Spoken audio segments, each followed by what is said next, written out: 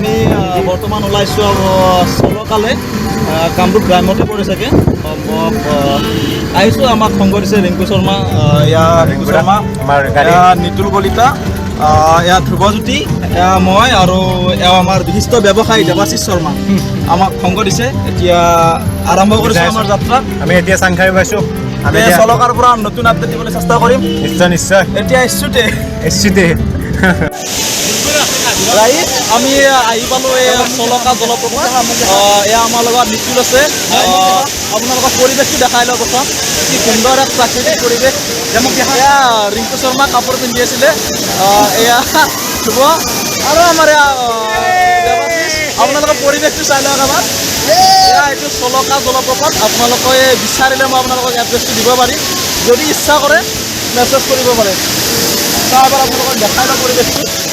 এয়া আপোনাৰ পৰিৱেশ গোটেই জলপ্ৰপাতটো কি সুন্দৰ এক পৰিৱেশ চাই লওক।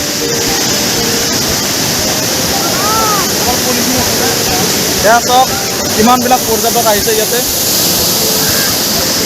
গৰমৰ বন্ধ চেলিব্ৰেট কৰিছে। এয়া আপোনালোকে নিশ্চয়কৈ উপভোগ কৰিব পাৰিছে। কিবা ক'বা, কিবা কেনেকুৱা আহি কেনেকুৱা লাগে সাংঘাতিক।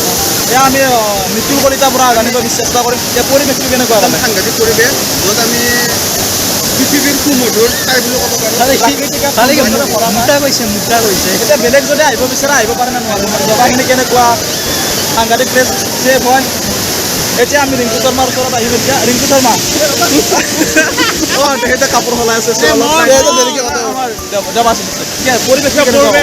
Very nice. ইটছ তোমাৰ মানে আমাৰ কি বুলি ক'ম, দৰ্শকৰ বাবে সুৰক্ষিত হয়। বঢ়িয়া সুৰক্ষিত। মানুহ আহিব পাৰে ইয়াতে। আপোনালোকৰ লেতেৰা নকৰিব, চিকট নাখাব। মই অলপ পিক পেলাই দিম বাৰু, বেলেগ কথা। এনে গাড়ী চোৱাৰ সুবিধা কি চাফা পানী, গাৰ মল নোহোৱা হৈ গৈছে।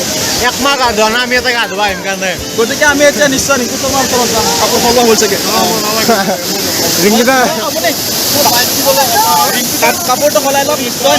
নিতুল দাস এইটো ক'লে আপোনালোকক কি সুন্দৰ এক পৰিৱেশ। আপোনালোকক আকৌ পৰিৱেশটো দেখাই লৈছোঁ মই, চাওক এবাৰ।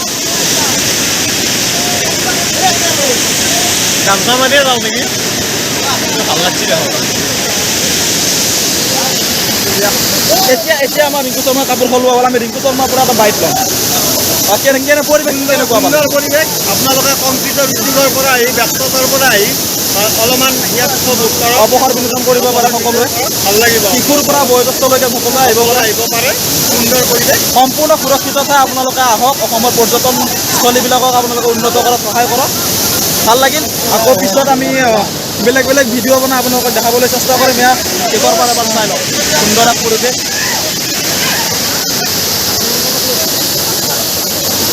বাই গাইজ।